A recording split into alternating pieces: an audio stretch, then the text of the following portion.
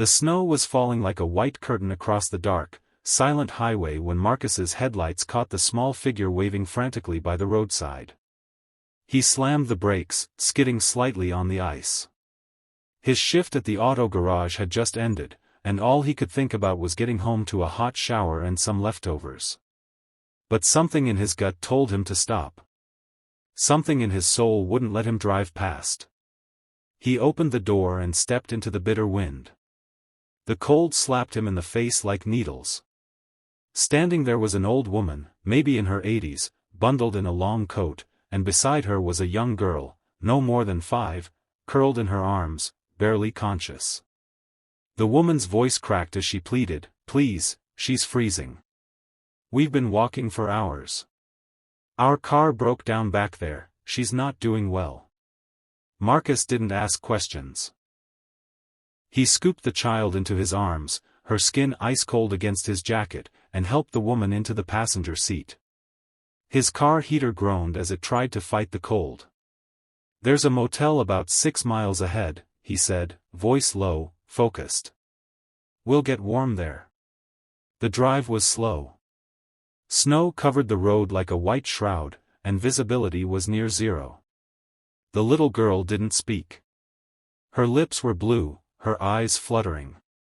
Marcus turned the heat vents toward her, even shrugged off his own coat to wrap her better. "Stay with me, baby girl," he whispered. "Don't give up now." They reached the motel just as the storm worsened. Marcus carried the child inside, yelling for help.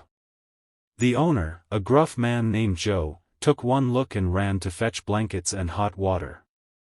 Marcus paid for a room with what little cash he had, then spent the night rotating hot towels, checking her breathing, and keeping the old woman, whose name was Agnes, calm.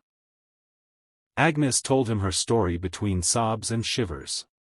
She had been raising her granddaughter, Lily, ever since her daughter passed away from cancer 2 years ago. Their car had broken down far from town, and no one had stopped until Marcus did. She clutched his hand with tears in her eyes. "You're the only one who cared enough to stop. I thought we'd die out there." Lily finally began to stir around dawn. Her fingers twitched, and her lips regained color. Marcus let out a breath he hadn't realized he'd been holding. Agnes wept in relief and hugged him tightly. "You saved her," she whispered. The next morning, as the sun cracked through the snow-laden clouds, Marcus got a call from Joe, the motel owner. "Hey," he said. "There's someone here to see you."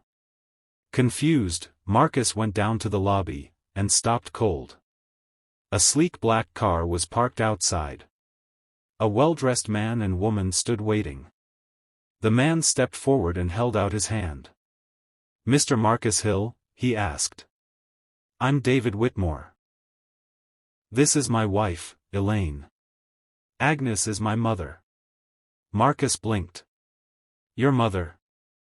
"Yes," David said, emotion thick in his throat.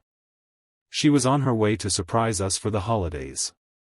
We didn't know she'd taken that route. We would have lost her, and our daughter, if not for you."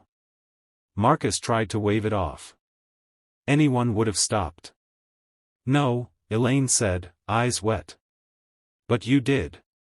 David reached into his coat and pulled out a small envelope.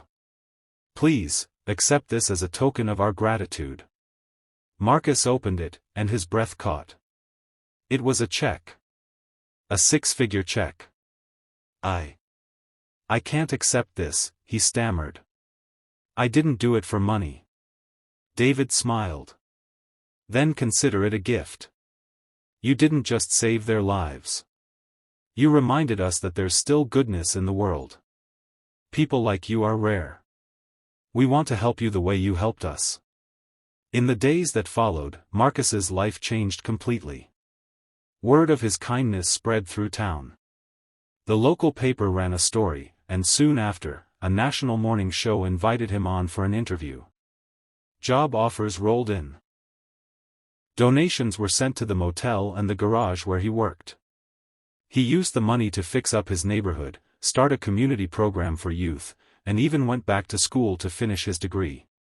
But what stayed with him the most wasn't the fame or fortune.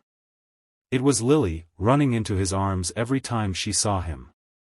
It was Agnes's hand in his, frail but strong. It was the reminder that a simple act of compassion could ripple through lives like a wave. Marcus often told people, "I didn't set out to be a hero. I just stopped when someone needed help." Sometimes, that's all it takes to change a life, maybe even your own. And in the snow, on a dark night, one man's choice to care became a light for everyone.